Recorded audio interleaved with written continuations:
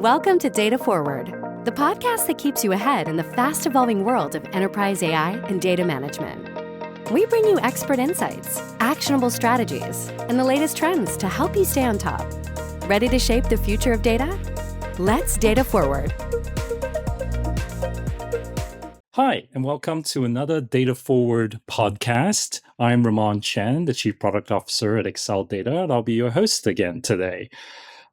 So we've all heard the saying, AI exposes bad data faster than ever.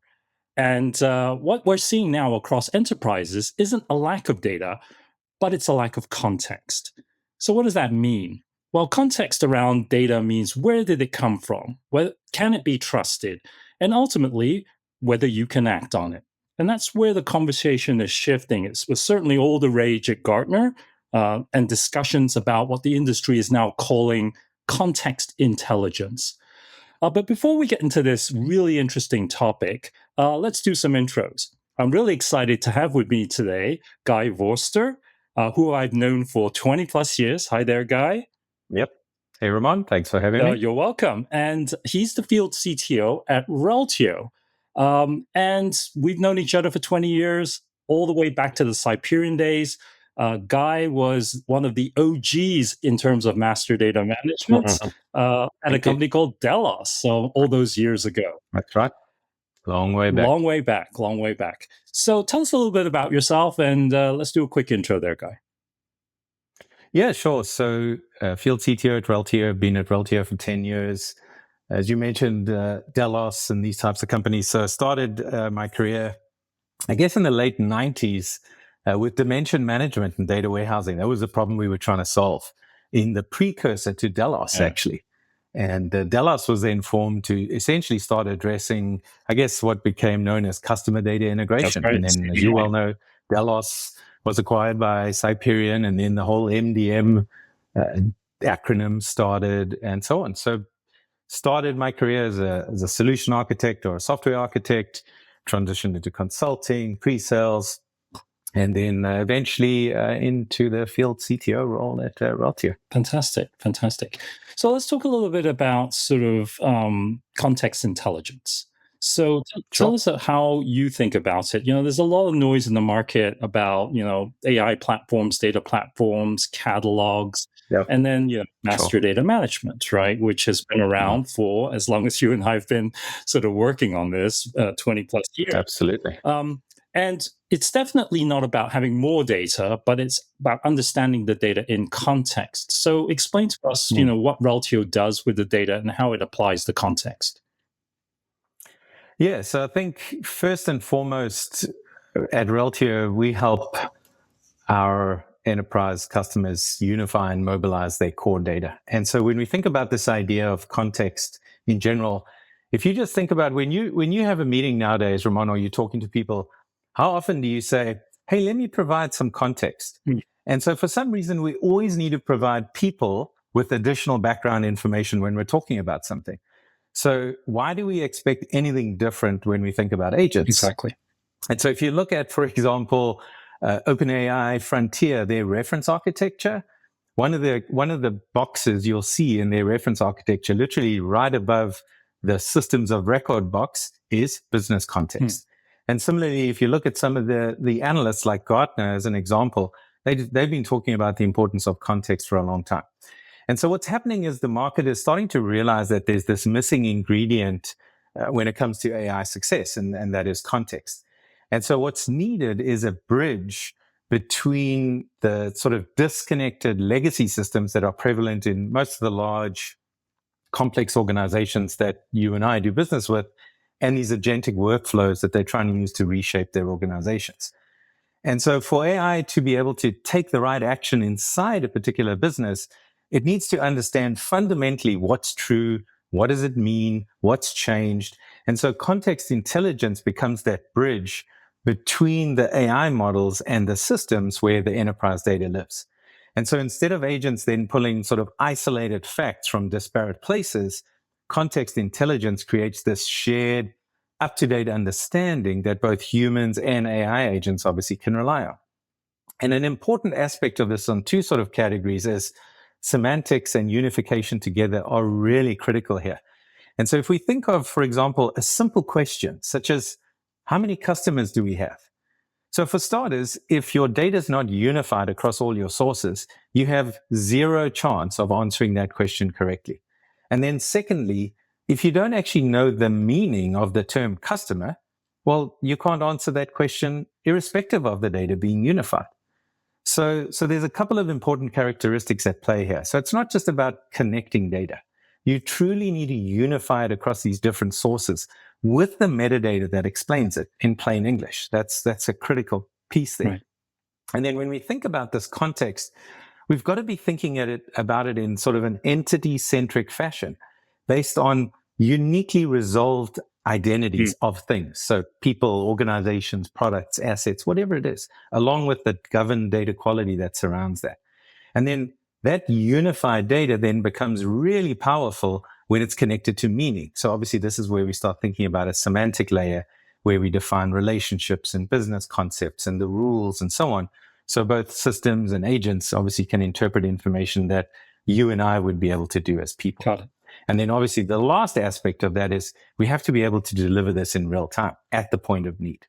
So this is sort of where context intelligence comes in. And this is how you give AI and obviously us as humans this reliable kind of current operating picture of the business.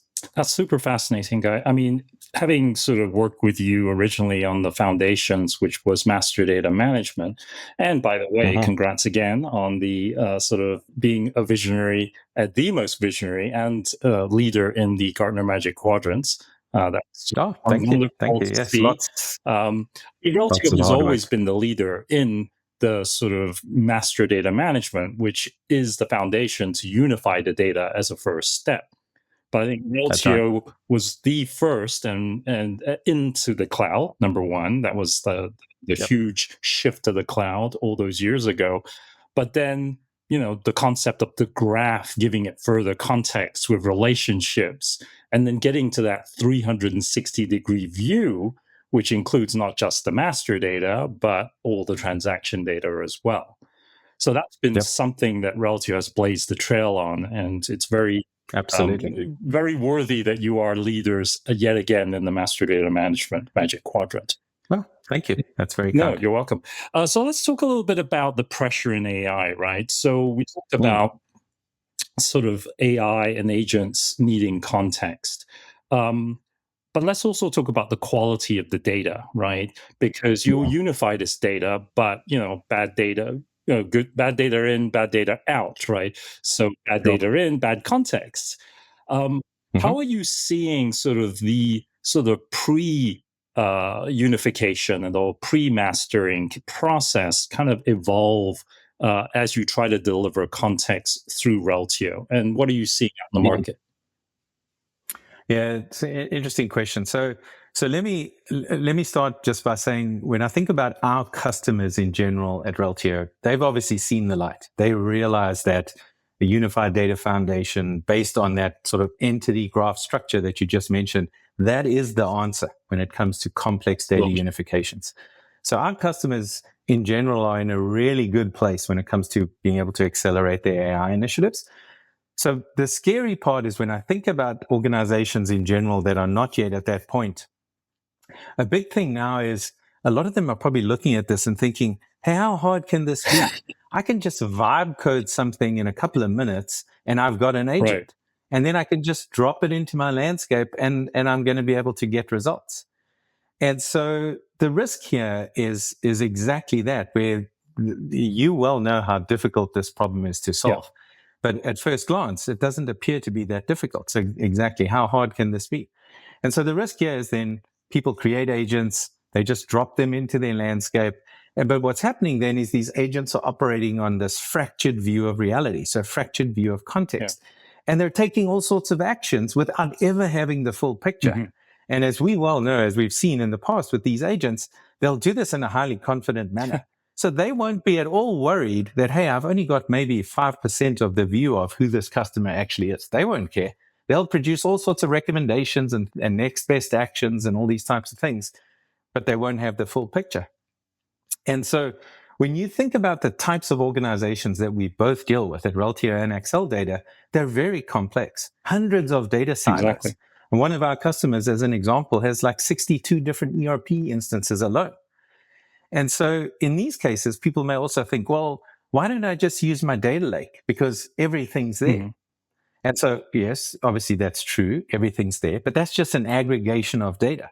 So again, if you had to drop an agent in there and ask it to try and find the truth, it's an impossible task. But again, the really scary part is the agent's not going to think it's impossible. It's just going to give you answers. And it's up to you to then decide if the answer is right or wrong. Most often it's going to be wrong. Yep. And I actually remember, Ramon, many years ago, you coined the term data swamp instead of data lake, right? And I feel like today that resonates probably more so than ever when you think about just the sheer amount of data that the companies that we do business with are just trying to collect to be able to have some success in this area. Yeah. Well, and so go ahead. I was just going to finish saying, quite simply, at least from my perspective, if you want to be successful with AI, you just can't afford to skip the foundation.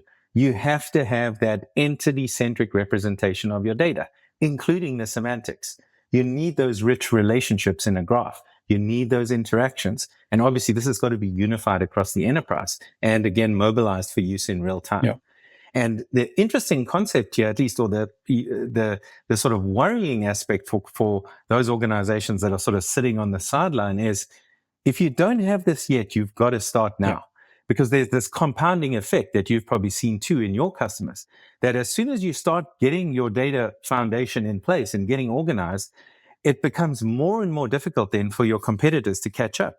Because as soon as you then have this foundation that you can now expose to your AI processes, all of a sudden the compounding just builds on top of itself. So that's where it becomes really scary for companies that are still not at that, even at the starting point. Yeah, I mean, you're 100% right. And I'd forgotten about the data swamp concept. A data swamp, that's right. I wrote a children's book that we used to hand out called "Is There Are Crocs Hiding in Your Data Lake?"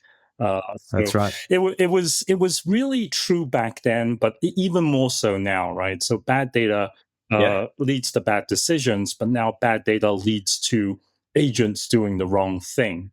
So that's why I'm excited to have you on, because obviously Excel Data and Reltio have a partnership where we bring at Excel Data observability, which is a category now well known to many large enterprises, as being proactive data quality, looking at all the pipelines, looking at all of the data elements, not just checking for accurate data values, but relevant contextual data values and data freshness and the schema changes, all of those things. So when combined with the context intelligence that Reltio delivers, it will give a visibility into ensuring that the data is high enough quality for the unification. But then it leads to all sorts of benefits, right, Guy? What have you seen in terms of sort of having better data quality and how it affects data stewarding, for instance? Well, as we know, the reality of enterprise data is that it's messy. We all know this. Missing information, inconsistencies, duplicates, all this kind of stuff. So the beauty of a data observability platform like yours is you shift this problem to the left in the overall data pipeline, which is a good thing, because the sooner that we can get visibility into these issues inherent in the data, the more ability we have to obviously be proactive versus reactive.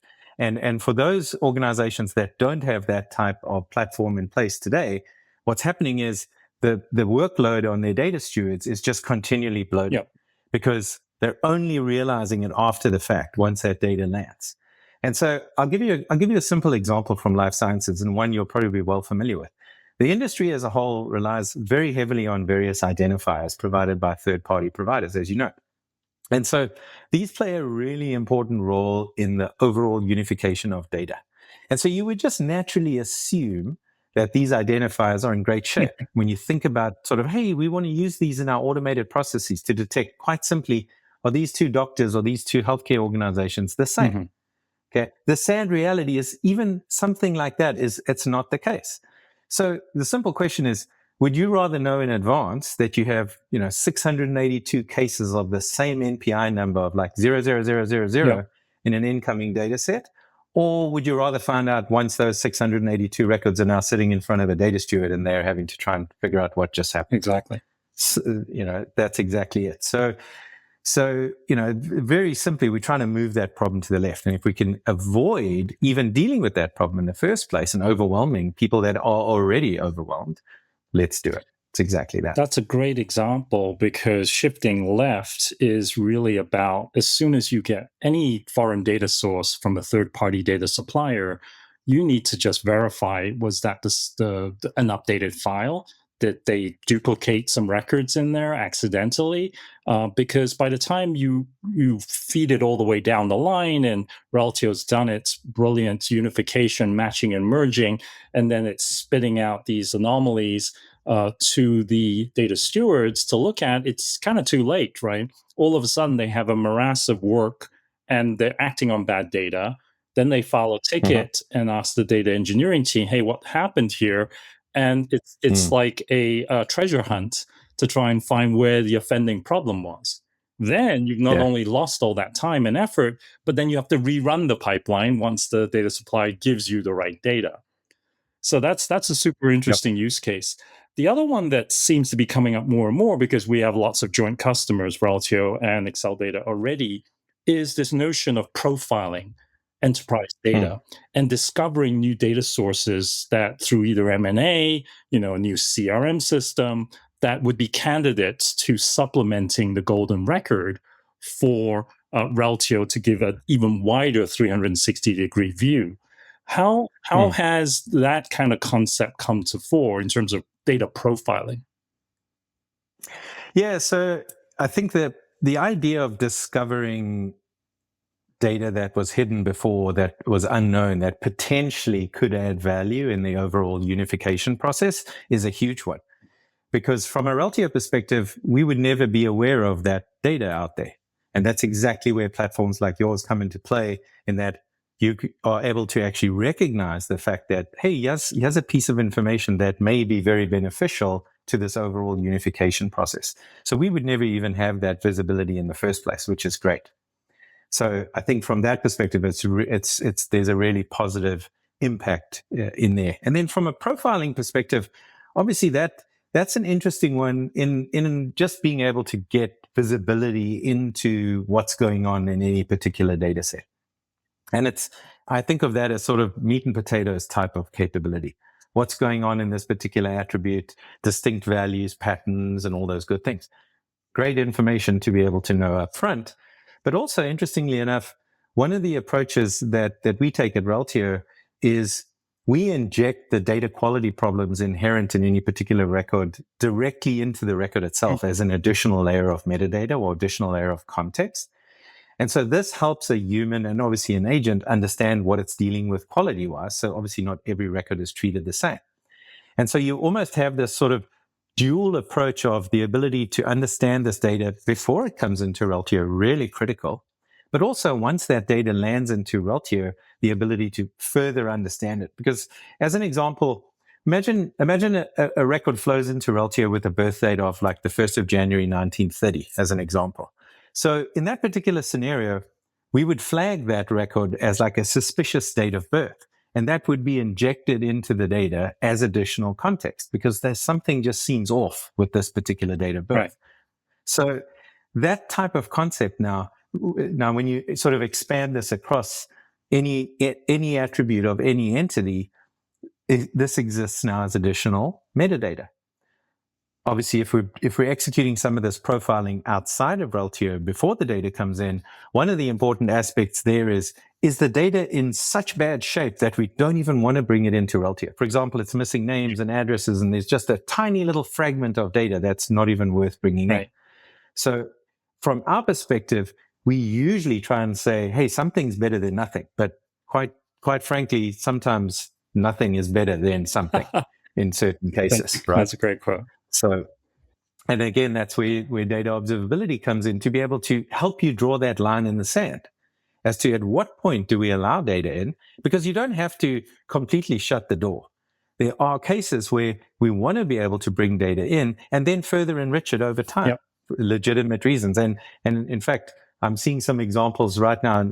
Actually, day before yesterday, I was with a customer where we have an agent that does exactly this, where there's a sparse starting point on an organization record, and an agent just goes to work doing web research and trying to figure out how it can fill in. There's like 28 attributes that this customer needs on this particular profile. Exactly.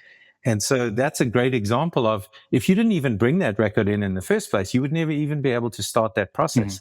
So again, you have to sort of draw that line as to at what point is it so bad that you got to keep it on the side and just quarantine it until you can figure out what's going on, versus, hey, there's enough here for us to at least start a particular process that we may need. Yeah, and that's so well put, because the classic example that we have today is Excel data adjudicates with the rules and policies which the organization determines. What constitutes a record that's a good enough data quality. It may be missing a few elements, and to let that through while quarantining the ones that are clearly wrong or inaccurate, and you don't really even want to send it on its way. So being able to do that, and then what Excel data does is we use, as you do, and we'll talk about agent flow in a second, agentic capabilities to make these judgment calls that are highly sophisticated, can be tuned very easily to business specs dynamically, or any sort of compliance and regulatory sort of definitions, such as HIPAA and some of the Life Sciences Sunshine Act types of requirements, and then have those operationally executed. So we tend to call this operational governance, right? Because a lot of the catalogs that store the information, they're static and they're not being applied in the flow of the data coming through. Let's talk a little bit. So I attended a session between yourself and Savaranand Balasubramaniam, the SVP at Truist at Gartner. It was a fascinating session where they really were on the cutting edge of using Reltio in the context of what they do for their banking clients. Elaborate a little bit on that session and let us know sort of what was discussed. Yeah, it's such an interesting modernization story toward them. They're on this journey to become like an AI frontier bank. That's their objective. And so the interesting thing about that particular scenario is they have a deeply embedded operational MDM and have had one in the bank for decades. This thing is tightly tied into their core set of systems around their onboarding, their KYC, AML, their risk workflows, you name it. This thing is there. But it's old and it's very deterministic. But they call this the spine of the bank. You remember Saravanan mentioned, like, hey, replacing this would be like spinal surgery on a running marathoner, right? Yeah. So high risk, highly disruptive, most likely you're going to fail. Yeah. That was sort of the starting point. Like, So basically, their entire premise was, hey, we're not going to replace this thing. It works. It does what it's supposed to do. But there's so much more that it can't do that we need to do as a bank.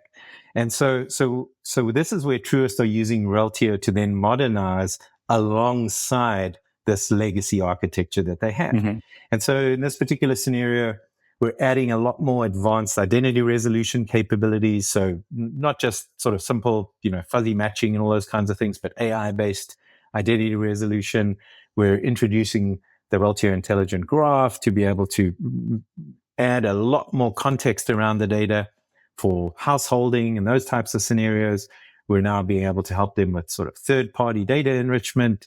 We're able to help them with segmentation, householding, and these kinds of things. All of this kind of modernization effort happening without destabilizing any of the operational backbone in the bank. And so in their case, they're not just thinking, oh, we're just going to sort of drop AI on top of what they have.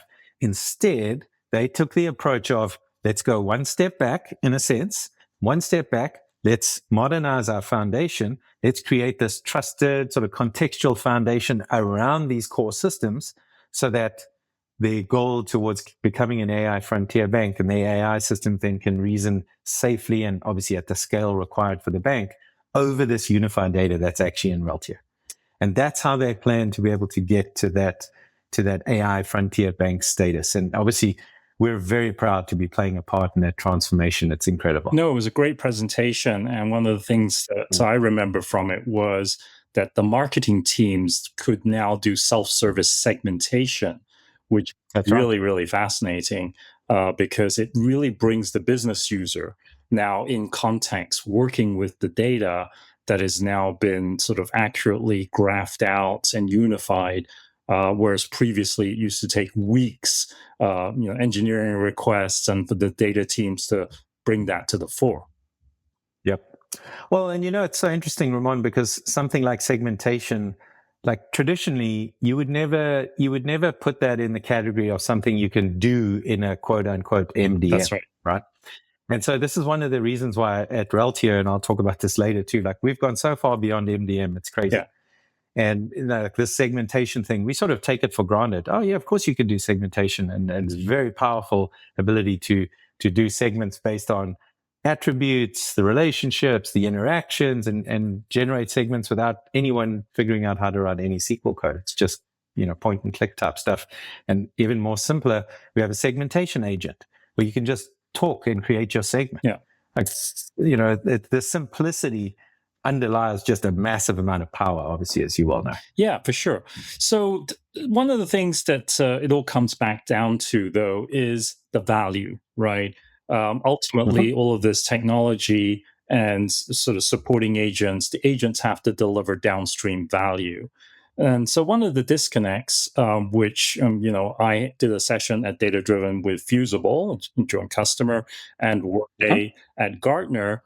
And all of these customers are looking to kind of tie back, the elusive tie back of where does the data go after Reltio's done its beautiful sort of unification, provided the context. Yes, we know it goes to the agent, but then what does the agent do with it? And what is the ultimate outcome?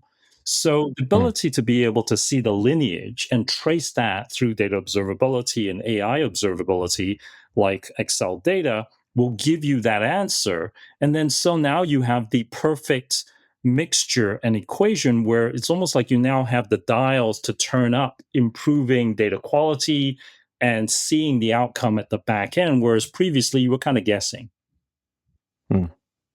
So, yeah, I think that's you're exactly right, and that the visibility, that sort of end-to-end visibility, that's what our customers want. It's as simple as that. They really want to understand, where did this data come from? How has it gone through however many hops it's had to go through to end up wherever it is? And then, as you say, once it leaves a system like Reltio, who's consuming it and for what purpose? Yeah. And so we see that in Reltio as an example as API calls. And, we have customers, some of them well over 1 billion records in Reltio, making hundreds of millions of API calls a day. That's how we as Reltio see that interaction. But what we're not seeing is the 3 hops downstream where some application is talking to Reltio in real time. We're not seeing that. We're just seeing it as API calls. Yeah. And so that end-to-end visibility is exactly what our customers are asking for. Yeah, and that's what makes the two solutions so powerful together. The pre-quality checking to ensure good, trusted quality data is either fed through to Reltio or quarantined, and then Reltio does its magic and then creates the context and then sends the data via API calls downstream, and then Excel data picks it back up again and then shows not only the downstream connection and the ultimate consumers, but also the behavior. So these agents have to be accountable for their behavior. They have to be, well, you gave it the right data, but if it's still messed up or hallucinated, who's got that audit trail? And so that end-to-end is extremely important. So let's talk a little bit about Reltio's use of agentic and your agent flow technology. Fascinating stuff. Tell us a little bit about that. Yes. It was released last year, if I'm not mistaken, right? Yes, for sure. And I got to say, Ramon, this is my favorite topic. So if we could spend the next 6 hours just talking about this, I'd be very happy. We have 5 minutes, but let's go for it. Okay. So quite simply, yes, agent flow is what you're talking about. So that's the agentic operations suite of the Reltio Data Cloud. We launched our MCP server, you correctly said, last year in June. And then Agent Flow a few months after that. So October is when Agent Flow was first released. And quite simply, it consists of a series of purpose-built agents with a primary focus on data governance tasks initially, such as resolving duplicates, enriching addresses, monitoring workflow tasks, unmerging, these types of things. So typical things our data stewarding folks do. And then this sets the stage for our customers to begin automating more and more of their stewardship work, which obviously allows their stewards to then focus on the more difficult kind of edge cases, as opposed to just, hey, here's your task list of 2,000 records you have to try and get through today. Mm-hmm. And then obviously for those of our customers with small teams, 1 or 2 data stewards as an example, they can significantly boost the productivity of those users now with agent flow. This also includes the ability to manage unstructured content. So think example like contracts or onboarding documents in PDFs and those types of things. We can ingest that, turn it into entities, attributes, relationships, and so on, map directly into the Reltio graph to further enrich the data there. But not only that, with agent flow, our customers and our partners can also create their own agents. And so we've got some fascinating examples right now of agents across different industries that we've co-created with some of our customers. In one case, for example, we're speeding up sort of the introduction of new products at a customer by doing all sorts of enrichment on these products before they even come to market. In another case, we're generating automatically 5-level hierarchies for every account to support their compliance reporting. In another case, proactive data quality upfront type stories, and the list goes on. And so as you can well imagine, sort of semantics and context play a huge part here when we think about this agentic journey in general. So like via external MCP servers, as an example, we can go and fetch semantics and metadata and things like that as needed from data catalogs. You know, anything exposing, for example, an MCP server, we can bring that into agent flow. If we want to, we can embed some of those semantics in Reltio as well if needed. And so we're just seeing such incredible examples of where AI is now becoming operational in some of our customers. And because some of them are at that sort of point in their journey where they've dealt with the data unification challenge, they're now able to sort of hit the gas and go all in on the AI front. And it's just absolutely fascinating to be a part of this journey. No, I share your enthusiasm because, as you know, we also have our agentic data management capability, which acts just as yours does on the unified data. It acts as a corpus of metadata that we've gathered for data observability. And so the fascinating thing is that our integration uses Model Context Protocol, as you know, where our agents, our data quality, our data governance agents are talking to your agents, right, in terms of being able to marshal the context and produce the entities and convert.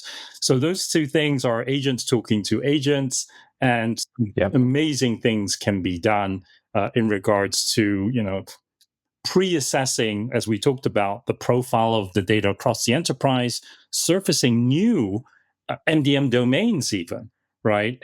That's right. Where your customers currently are doing, you know, customer 360, all of a sudden product 360 could be recommended by our observability framework.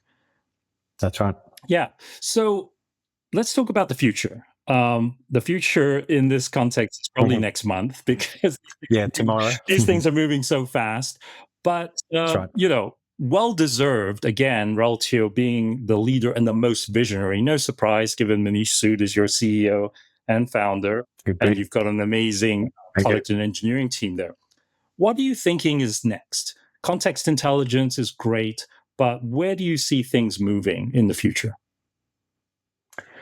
Yeah, I wish I was a soothsayer from that perspective. But, you know, as you know, the journey of acronyms, Ramon, in this area, you know, CDI to MDM, now we've got context intelligence, and, you know, the acronyms will kind of keep going.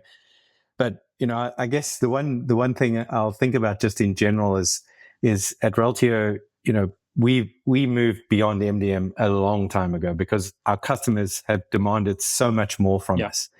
And so when we think about, okay, so where are we going in the future? We're just trying to serve our customers and meet them where they are and where they want to go. And that's why we have some customers, as I mentioned, that are managing over 1 billion records in Reltio, some making hundreds of millions of API calls a day, some of them demanding that we get data out of Reltio for them at 50 milliseconds. And then in others, Reltio is right in the heart of their operational business processes. So we believe that our unique architecture, which you're very familiar with, Ramon, given your time in that space, really gives us the ability to serve our customers today and into the future, irrespective of what the new acronym is, what it's going to be in the future. And I think today we're calling this context intelligence. And those of our customers that are at that leading edge are obviously having tremendous success in this area. But what's coming tomorrow, whatever it is, it's going to involve data, and it's going to involve scale, and it's going to involve less latency, more users, more strange models that we may have to contend with, and so on. So as long as you have an architecture that's extremely flexible, which ours is, we're very confident that whatever that acronym is going to be in the future, if it involves those things, we're going to be able to be there for our customers. Yeah, being able to adapt and have a flexible platform, which Reltio has, and certainly, in my time there, it was fascinating to build it with you and the team there. Now at Excel Data, the same philosophy applies: flexibility, adaptability. Platforms can take anything that's thrown against them, but they're also very, very good at delivering value in a specific instance. So you get the best of both worlds. Well, Guy, it's been absolute pleasure. I hope you'll come on again soon and we can talk about what the future is. But it's really been wonderful being your colleague for over 20 years. Congratulations on all your success. Congratulations on Reltio's success. And I look forward to continuing partnership. We all target Global 2000, Fortune 500, the customers that have the most complexity, the biggest amount of data, the variety of data. And I look forward to partnering well into next year. Thank you again. Thank you, Ramon. Thanks very much for having me on, and thanks for everything you do. Thank you so much, Guy. Welcome to Data Forward, the podcast that keeps you ahead in the fast-evolving world of enterprise AI and data management. We bring you expert insights, actionable strategies, and the latest trends to help you stay on top. Ready to shape the future of data? Let's data forward.